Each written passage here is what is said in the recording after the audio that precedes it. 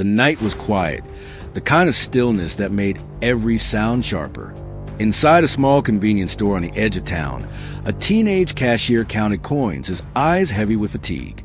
Then the door burst open.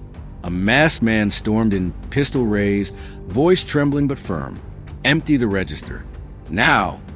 The boy froze, hands shaking as he fumbled with the drawer.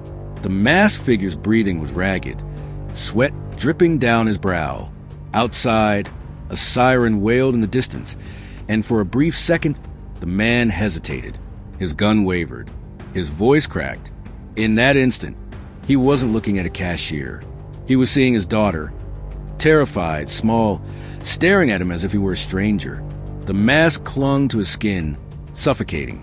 The sirens grew louder, blue and red lights flashing across the glass. Before he could move, officers swarmed. They tackled him to the pavement, cuffs snapping around his wrists. Daniel Cross, once a decorated soldier, now a criminal, lay face down on the asphalt as the war inside him finally spilled into the open. Years earlier, Daniel had been celebrated. He was a hometown boy who enlisted straight out of high school, the one who carried himself with pride, who survived tours in Afghanistan that left others in body bags. He returned with medals pinned to his chest, scars on his skin, and nightmares that refused to fade.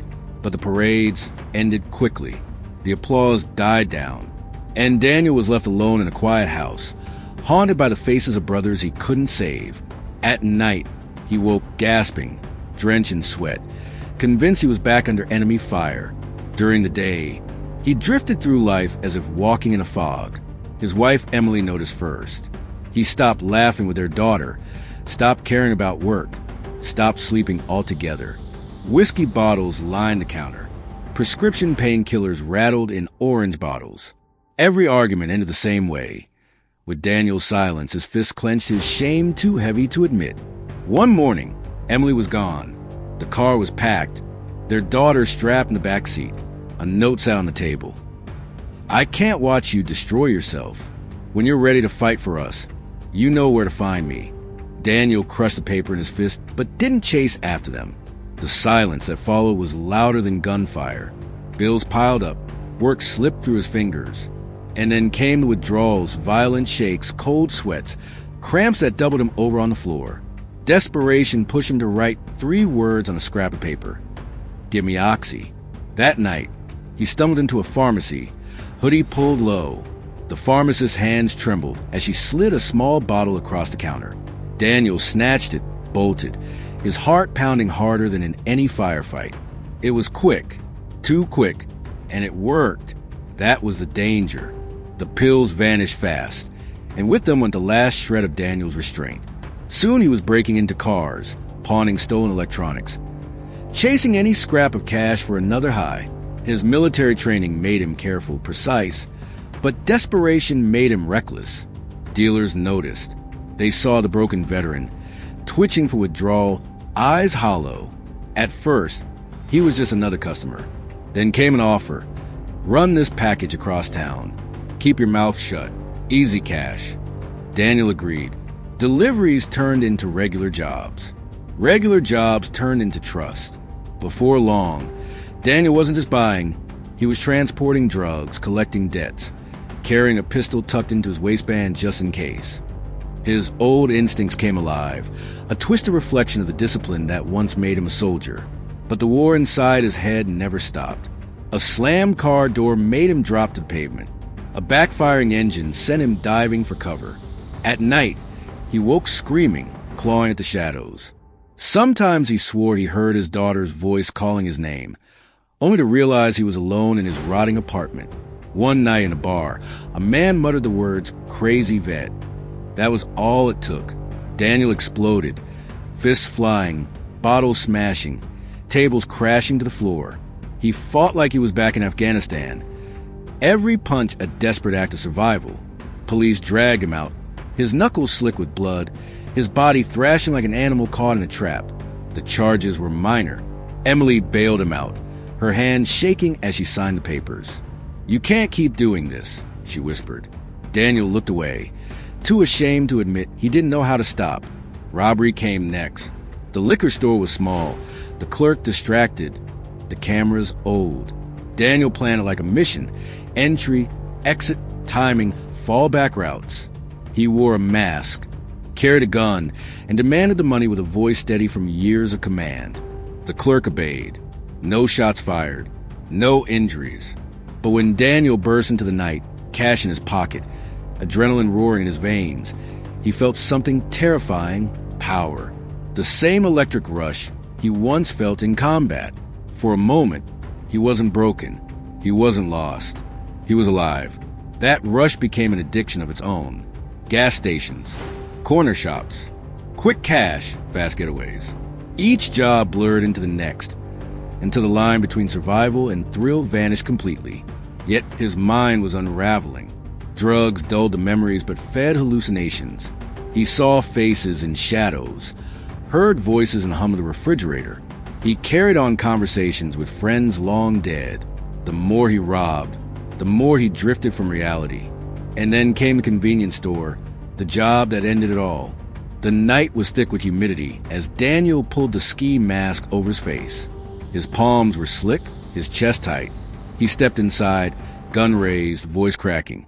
Empty the register. The boy behind the counter fumbled with the drawer, tears streaming down his cheeks. And for a split second, Daniel froze. His daughter's face flashed before him. Innocent, terrified. His hand shook. His voice faltered. Blue and red lights lit the windows. Sirens screamed. Police! Dropped a weapon. Panic surged. Daniel bolted for the door, but officers closed in. He hit the pavement hard, guns skidding across the lot. He fought, thrashing, screaming, trapped between reality and war-torn memory. In his mind, he was under fire again, fighting for his life. But in truth, he was just another broken man. Face pressed to the asphalt, chains clamped on his wrists. The trial was swift. Reporters filled the courtroom, eager for the fall of a war hero turned criminal. His medals were read aloud, commendations, stories of bravery, his name once spoken with pride. Then came the charges: armed robbery, trafficking, assault. The respect evaporated into whispers. Emily testified, her voice trembling. She spoke of the man he had been, the father who carried their daughter on his shoulders, the husband who wrote letters from the desert. He is not evil, she said through tears. He is sick, and we left him to fight a war alone. Daniel wanted to speak, but shame choked him. He kept his eyes on the table, silent as the verdict was read. Guilty. The judge's voice was heavy. Your service will not be forgotten. But service does not excuse these crimes. 12 years, with the possibility of parole after 8. The gavel fell. Another life sealed away. Prison was another kind of war. Concrete walls, cold stares, sudden bursts of violence. Daniel adapted, just as he always had. He learned when to speak, when to stay silent, when to fight back. His body aged, his hair turned gray, but his nights remained haunted. There were drugs inside, always within reach. But detox had burned him raw, and now the thought of a needle made him sick. Instead, he built routines. Push-ups on the floor, laps in the yard, scribbled notes in a battered notebook. Letters came from Emily, tentative at first, then longer. She wrote their daughter's school plays, her drawings, the picture of Daniel she kept by her bed. He read those letters until the paper wore thin, tears blurring the words. Forgiveness felt impossible, but the letters gave him something the drugs never had. Hope. Years passed. The anger dulled, replaced by exhaustion, by regret. On the day Daniel stood before the parole board, he spoke softly, his voice rough but steady. I don't blame the war, he said. I don't blame my country or my family. I lost control. I let the darkness swallow me. I hurt people. I can't undo that. All I can do is try to be better if I'm given the chance. Whether they granted him freedom or not, Daniel knew this much. The man who had walked into that convenience store was gone. What remained was someone trying, however imperfectly, to claw his way back. But Daniel's story wasn't just his own. Across the country, veterans returned home with invisible wounds, fighting battles no one could see. Some found healing. Others slipped into silence, their lives unraveling, until the headlines labeled them criminals instead of casualties. The truth was brutal. The war doesn't end when a uniform comes off. It follows them home, into their families, their jobs, their dreams. For too many, like Daniel Cross, the war never truly ends. Thanks for watching. If you enjoyed this video, don't forget to hit that like button, subscribe to the channel, and share it with your friends so they can enjoy it too.